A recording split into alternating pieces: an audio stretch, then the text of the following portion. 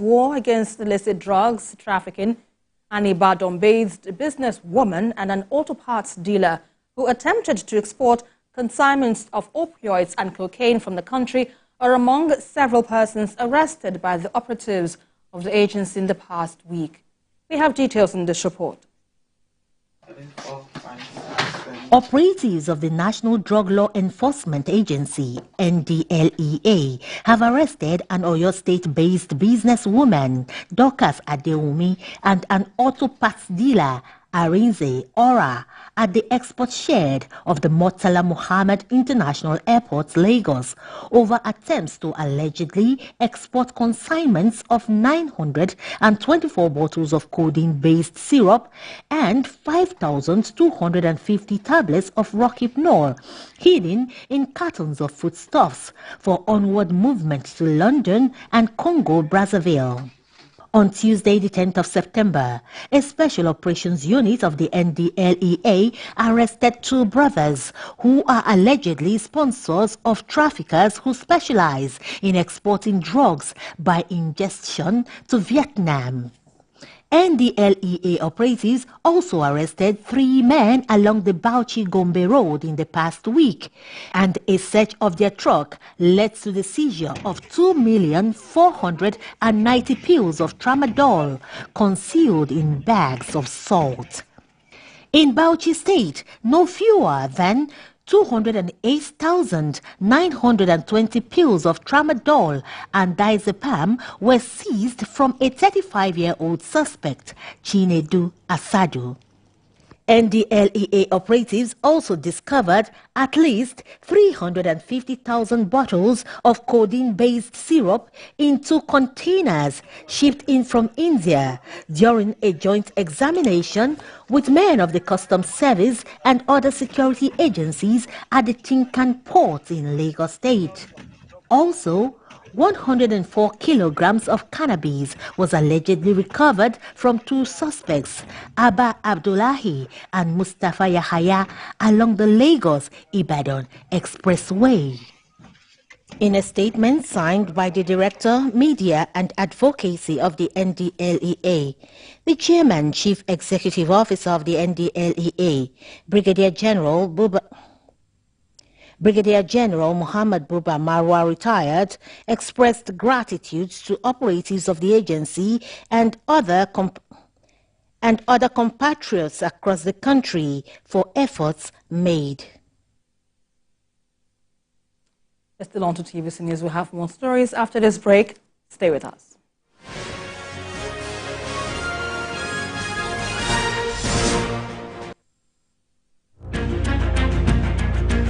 As Ondo and Edo decide,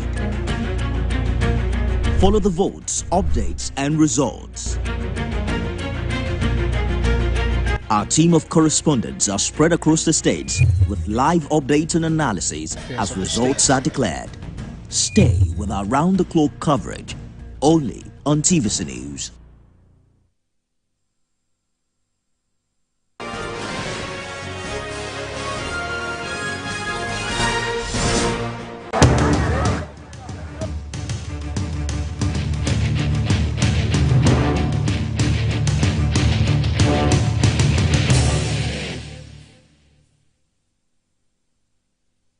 And now to our coverage of the flood in Maiduguri, where the National Emergency Management Agency says it has intensified search and rescue operations as the flood water gradually recedes in Maiduguri. So far, more than 500,000 persons have been seeking refuge in about 29 camps across the state. And TVC News senior reporter Jessita Fida has more on this. For almost 1 week, flood waters have turned large parts of Maiduguri, the Borno state capital, into swamps. Almost all residents of the town have been impacted, and the extent of the damage is still unknown. Over 45% of the area's commercial and densely populated areas have been severely damaged by flood waters. But as the waters recede, The National Emergency Management Agency has intensified its search and rescue operations, and more people have now been evacuated from their homes. We also have additional tents due to the large number of people that have trooped in here. The Camp Coordination and Camp Management Office has also been set up to work with other partners. All the sectors, health, water, sanitation and hygiene, security and other sectors are being set up with partners supporting and the co-leads. The agency is working with the state government to ensure that all necessary steps are taken to meet the growing demands of residents as additional camps are established. The challenges we have, which we've discussed, and I think we are overcoming them, are of water, sanitation and hygiene. Of course, because of the large number of people we have, we're trying to avoid a situation of outbreak. The Borno State government directed the Ministry of Environment and Health through the GM Bosepa. They've been able to come and clean up the place. They were mandated to have 24-hour service in the camps to clean up these places, and they have been doing it. Residents of the state are yet to come to terms with the destruction of their homes, businesses and vital infrastructure. The devastation caused by the flood is unprecedented. Humanitarian workers and development partners are complementing efforts of the government by providing for the needs of more than 200,000 people in various camps within the city. Jesse Tafida, TVC News, Maiduguri.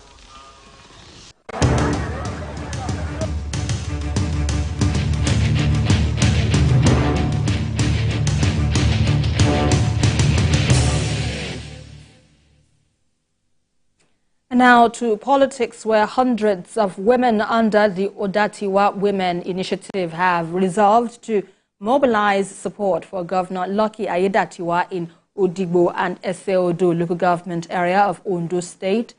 They made their position known at the rural engagement and community outreach programs in the two local councils. The special advisor to the Ondo State Governor on Women Affairs said women in the state are determined to ensure victory for the governor. She urged them to embark on an aggressive campaign before the election across all wards, describing Governor Ayedatiwa as a man destined to lead the state on an enviable height. And the opposition will have zero. Quotes me and mark it down come November 16th. We've been to everywhere and you can see that the love is massive. The women can see his intention for them. They can see his action. It's not just talking but action. Our women are excited, they are happy. Ensure that we want to tell them that the power is in their hand, and the power is that they should just come out, sensitize them to come out and vote for Honorable Lucky Ayedatiwa. His Excellency, or Lucky Orimiso Ayedatiwa. On 16th November 2024, we want them to come out en masse and vote for Governor Orimiso Ayedatiwa. We have tested him and we can trust him.